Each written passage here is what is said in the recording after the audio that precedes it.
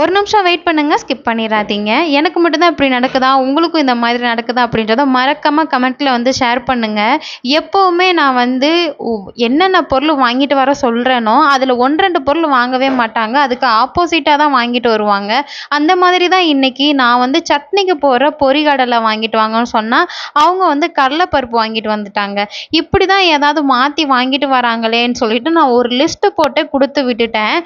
List போட்டு குடுத்துமே மிளகு, சீரகம் வாங்கல. ஏன்னா, அது பின்னாடி பக்கம் எழுதியிருந்தேன். முன்னாடி பக்கம் இடம் இல்லன்னு சொல்லிட்டு பின்னாடி எழுதியிருந்தேன். அத பார்க்கல. மிளகு, சீரகமே வாங்கல. "ஏன் இப்படி வாங்கிட்டு வரீங்கன்னு?" சொல்லி கேட்டா, "அடுத்த மாசம் நீயே போய் வாங்கிக்கோ. அப்ப நான்லாம் எதுவும் வாங்க மாட்டேன்னு" இப்படி திருப்பிறாங்களா. சரி அதனால தான் எனக்கு இத பார்த்தோனே அவ்ளோ டென்ஷன் ஆச்சு. "ஏன் இப்படி வாங்குனீங்கன்னு?" கேட்டா, "நீ கடல பருப்பு தானே சொன்ன. அததான் நான் வாங்கிட்டு வந்திருக்கேன்" அப்படின்னு சொல்லிட்டாங்க. இதுக்கு மேல பேசினா சண்டை தான் வரும்ன்ட்டு அப்படியே சைலண்ட்டா விட்டுட்டு அடுத்த வேலைகள் பார்க்க ஸ்டார்ட் பண்ணிட்டேன். இது வந்து ஒரு ஈவினிங் ரொட்டீன் ஃப்ரெண்ட்ஸ். அன்னைக்கு ஈவினிங் வந்து என் ஹஸ்பண்டுக்கு யூனிட்ல பார்ட்டி இருக்கு. அதனால நான் அங்க போயிருவேன். "உனக்கும் பசங்களுக்கு மட்டும் நைட்டுக்கு ஏதாவது ரெடி பண்ணி சாப்பிட்டுக்கோங்க" அப்படின்னு சொல்லிட்டாங்க. சரி அட்டுன்னும் இட்லிக்கு தான் மாவு ரெடி பண்ணி வச்சிருந்தேன். சரி அவங்களே இல்ல ஒரு 4 தோசை ஊத்துறதுக்கு எதுக்கு இட்லி குண்டாவ எடுத்து அத ஒரு வச கழுவணும் அப்படின்றதுக்காக, அத சைடுல வச்சுட்டு மாவு எடுத்து தண்ணி ஊத்தி கரைச்சு தோசை ஊத்திக்கலான்னு சொல்லிட்டு அந்த வேலைகள் தான் பார்த்தேன். என் கொண்டையில இருக்க இந்த ரோஸ் வந்து என் ஹஸ்பண்ட் தான் வாங்கிட்டு வரல. வரும்பொழுது ஒரு செடியில இருந்து பறிச்சுட்டு வந்திருந்தாங்க. பார்க்க நல்லா இருந்ததுன்னு சொல்லிட்டு, "உனக்கு இந்த பூ பிடிக்கலன்னு" சொல்லி கொண்டு வந்து குடுத்தாங்களா, சரி கையோட அதையும் தலையில வச்சுட்டு, அதுக்கப்புறம் நான் இந்த வேலைகளெல்லாம் பார்த்துட்டு இருக்கும்போதே அவங்களும் வந்து குடுத்துட்டாங்க. நானும் தலையில பூவெல்லாம் வச்சுட்டு, அதுக்கப்புறம் நான் பசங்களுக்கும் ரெடி பண்ணி குடுத்துட்டு, நைட் டின்னர வந்து கம்ப்ளீட் பண்ணியாச்சு. இது வந்து ஒரு ஆஃப்டர்நூன் ரொட்டீன் தான் ஃப்ரெண்ட்ஸ் இது. அன்னைக்கு வந்து கொஞ்சம் 2 நாள் ஆச்சு துணிகள் எல்லாம் மடிச்சு. சரி அன்னைக்கு துவைச்ச துணிகள் எல்லாம் மடிச்சிடலான்னு சொல்லிட்டு கையோட மடிச்சாச்சு. ஏன்னா இந்த துணி மடிக்கிற வேலை மட்டும் எனக்கு ரொம்ப சிரமமா இருக்கும். அந்த துணி துவைக்கிறதும் சரி, துணி மடிக்கிறதும் சரி, எனக்கு இந்த 2 வேலை மட்டும் எவ்வளோ பாத்திரம் சிங்க்கு நிறைய பாத்திரம் போட்டாலும் நான் விளக்கிருவேன். எனக்கு வந்து அது கஷ்டமாவே தெரியாது.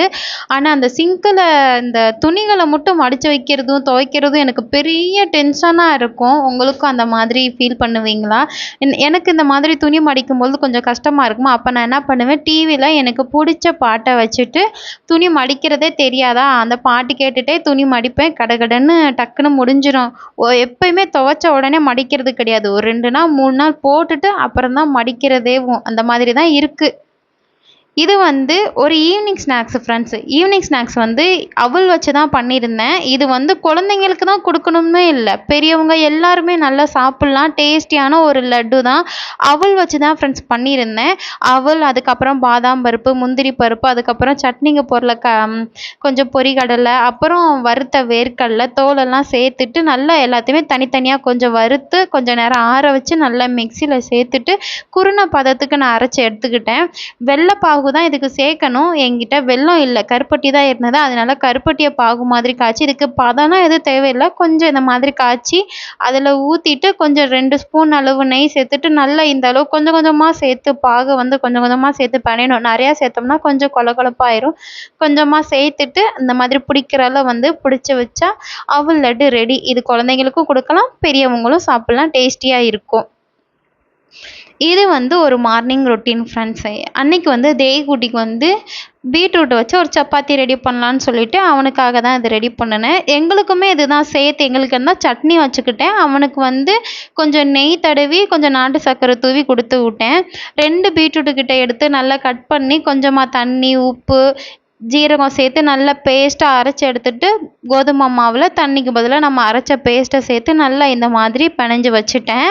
அதுக்கப்புறம் வழக்கமாக நம்ம எப்பயும் போல் சப்பாத்திக்கு தேய்ச்சிட்டு தோசைக்கல்லில் போட்டு எடுத்தால் டேஸ்ட்டான பீட்ரூட் சப்பாத்தி வந்து ரெடி ஆயிரும். குழந்தைங்களுக்கு ரொம்ப ஹெல்த்தியாக இருக்கும். அவனுக்கு டிஃபனுக்கு பேக் பண்ணிவிட்டு அவனை கொண்டு போய் ஸ்கூல் பஸ்ஸில் ஏற்றி விட்டுட்டு அப்புறம் வந்து தான் எங்களுக்கு வந்து சட்னி ரெடி பண்ணியிருந்தேன். தேங்காய் சட்னி தான் ரெடி பண்ணியிருந்தேன்.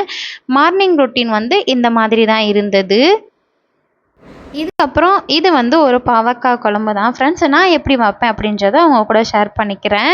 இந்த பாவக்காய் குழம்புல வந்து இனிப்பு, புளிப்பு, துவர்ப்பு, கசப்புன்னு சொல்லி எல்லா சுவைகளுமே இந்த குழம்புல வந்து நம்மளுக்கு கிடைக்கும். நீங்கள் நல்லா நோட்டீஸ் பண்ணிங்கன்னா இதில் எல்லா அறுசுவையுமே இதில் கலந்து இருக்கும். அதாவது புளிப்பு இருக்கும், இனிப்பும் இருக்கும், கசப்பு இருக்கும், துவர்ப்பு இருக்கும், உரப்பு எல்லாமே இருக்கும், காரம் எல்லாமே இருக்கும். நான் என்ன பண்ணுவேன்னா ஃபஸ்ட்டு நல்லா பொடி பொடியாக கட் பண்ணிவிட்டு அதுக்கப்புறம் எண்ணெயில் நல்லா வதக்கி கொஞ்சம் எடுத்து வச்சுருவேன். எண்ணெயில் வதக்குனா கொஞ்சம் அந்த கசப்பு தன்மையெல்லாம் இருக்காதுல்ல, அதனால எண்ணெயில் கொஞ்சம் நல்லா வதக்கி எடுத்து வச்சுட்டு, அதுக்கப்புறம் பாத்திரத்தில் எண்ணெய் ஊற்றி கடுகு, கொஞ்சம் வெந்தயம், கொஞ்சமாக வேர்க்கடலை, வெங்காயம் சேர்த்து நல்லா வதங்கினதுக்கப்புறம் தக்காளி ஒரு 2 தக்காளி கிட்ட ஒரு பேஸ்ட் மாதிரி அரைச்சி அதையும் ஊற்றிட்டேன். அதுக்கப்புறம் வீட்டுக்கு போடுற வீட்டு மசால், மல்லித்தூள், ஜீரகத்தூள், கொஞ்சமாக மிளகுத்தூள் எல்லாம் சேர்த்து அதையும் நல்லா மசால் வாசனை போனதுக்கப்புறம் நம்ம வதக்கி வச்சுருக்க அந்த பாவக்காயும் அப்படியே இதோட சேர்த்துட்டு, நான் ஒரு நெல்லிக்காய் அளவு சைஸு புளி ஊற வச்சுருந்தேன். அந்த புளி தண்ணியும் இதோட சேர்த்துட்டு நல்லா கொதிக்க வச்சுட்டு, இறக்க போகையில் கொஞ்சமாக நாட்டு சர்க்கரையோ வெல்லமோ சேர்த்து அப்புறம் ஒரு ஒரு நிமிஷம் கிட்ட நல்லா கொதிக்க வச்சுட்டோம்னா இந்த பாவக்காய் குழம்பு வந்து ரெடி ஆயிரும். அது அவ்வளோதான் ஃப்ரெண்ட்ஸ். கொஞ்சம் குயிக்காக அந்த குழம்பு பண்ணிடலாம். டேஸ்ட்டு நல்லா இருக்கும். இதுக்கு வந்து கூட ஒரு அப்பளம் வச்சு சாப்பிட்றது இன்னும் டேஸ்ட்டு நல்லா இருக்கும். இது வந்து ஒரு மார்னிங் ரொட்டீன் தான் ஃப்ரெண்ட்ஸ். பிரேக்ஃபாஸ்ட்டுக்கு வந்து எங்களுக்கு வந்து கொஞ்சம் பச்சை பயிறு, அதுக்கப்புறம் சுண்டல், வேர்க்கடலை இதெல்லாம் ஊற வச்சு ஒரு சேலட் மாதிரி ரெடி பண்ணிடலாம் அப்படின்னு சொல்லிட்டு ரொம்ப சிம்பிளாக தான் ரெடி பண்ணியிருந்தேன் எங்களுக்கு பிரேக்ஃபாஸ்ட்டுக்கு வந்து. அதுக்கப்புறம் நைட்டு வந்து கொஞ்சம் இட்லிக்கு மாவெல்லாம் ஊற வச்சுருந்தேன். அந்த பருப்பெல்லாம் குக்கரில் வச்சுட்டு அதுக்கப்புறம் கிரைண்டரில் மாவும் போட்டு விட்டோன்னா 2 வேலையும் ஒரே டைமில் நடந்துகிட்டே இருக்குமா. அதுக்கப்புறம் தேவக்குட்டிக்கு வந்து இந்த பேன் கேக் மாதிரி நான் இது ஃபஸ்ட் டைம் ட்ரை பண்ணுறேன் ஃப்ரெண்ட்ஸ். அப்புறம் கோதுமை, அதுக்கப்புறம் முட்டை, பால், ஜீனி இல்லை நாட்டு சர்க்கரை, கொஞ்சம் எண்ணெய் எல்லாம் சேர்த்து மிக்சியில் நல்லா அடிச்சுட்டு அதுக்கப்புறம் தோசைக்கல்ல ஊற்றி எடுத்தேன். இதுதான் பேன் கேக் அப்படின்னு சொல்லியிருந்தாங்க. நானும் ட்ரை பண்ணியிருந்தேன். நல்லா தான் இருந்தது. தேவக்குட்டிக்கும் பிடிச்சிருந்தது. அவனுக்கு டிஃபன் பேக் பண்ணிவிட்டு அவனையும் ஸ்கூலுக்கு அனுப்பியாச்சு. சில்லுன்னு காற்று, கொஞ்சமாக மலைசாரல், கூலிங்கான கிளைமேட்டு. இந்த டைமில் யாருக்கெல்லாம் வாக்கிங் போகிறது ரொம்ப பிடிக்கும்? எனக்கு வந்து ரொம்ப ரொம்ப பிடிக்கும்.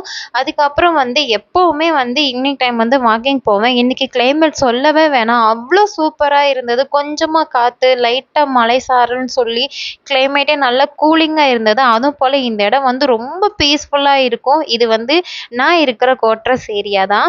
போகிறதுக்கு முன்னாடியே சாதம் வடித்து வச்சுட்டு தான் போயிருந்தேன். ஏன்னா நைட்டுக்கு வந்து இட்லி மாவெல்லாம் காலி ஆயிடுச்சு. காலையிலைக்கு தான் சப்பாத்தி பண்ணியிருந்தேன். அதனால் சிக்கன் மசாலா வச்சுட்டு ஒரு ரைஸ் மாதிரி ரெடி பண்ணிடலாம் அப்படின்னு சொல்லிட்டு எங்களுக்கு வந்து இந்த மாதிரி ரெடி பண்ணிட்டேன். தேவுக்கு அதிகம் வந்து மத்தியானம் வச்ச பருப்பு குழம்பு இருந்ததா, அதவே பிசைஞ்சு பசங்களுக்கு ஊட்டி விட்டுட்டு எங்களுக்கு வந்து கொஞ்சம் சாதம், கொஞ்சமாக கேரட்டு, ஒரு ஆம்லேட் வச்சுட்டு நைட் ரொட்டீனை வந்து கம்ப்ளீட் பண்ணியாச்சு. ஓகே ஃப்ரெண்ட்ஸ், பாய். இந்த வீடியோ உங்களுக்கு பிடிச்சிருந்ததுன்னா லைக் பண்ணிக்கோங்க, ஷேர் பண்ணிக்கோங்க. நம்ம இன்னொரு வீடியோவில் பார்க்கலாம். தேங்க்யூ, பாய். ஒரு சாரி சொல்லிக்கிறேன் ஃப்ரெண்ட்ஸ். ஏன்னா ஃபோனில் ஸ்டோரேஜ் ஃபுல்லாகிடுச்சா, எடுத்த வீடியோ எல்லாத்தையுமே எனக்கு டெலீட் பண்ணுறதுக்கு மனசும் இல்லை. ஏன்னா கஷ்டப்பட்டு எடுக்கிறோம், அதை ஏன் டெலீட் பண்ணணும்னு சொல்லிட்டு அதான் ஒரு vlog-ஆ வந்து மேக் பண்ணிட்டேன். இது உங்களுக்கு பிடிச்சிருந்தா பிடிக்கலையா அப்படின்னு தெரியல. சப்போஸ் உங்களுக்கு பிடிக்கல அப்படின்னா கண்டிப்பாக சாரி சொல்லிக்கிறேன். நம்ம இன்னொரு வீடியோவில் பார்க்கலாம். தேங்க்யூ, பாய்.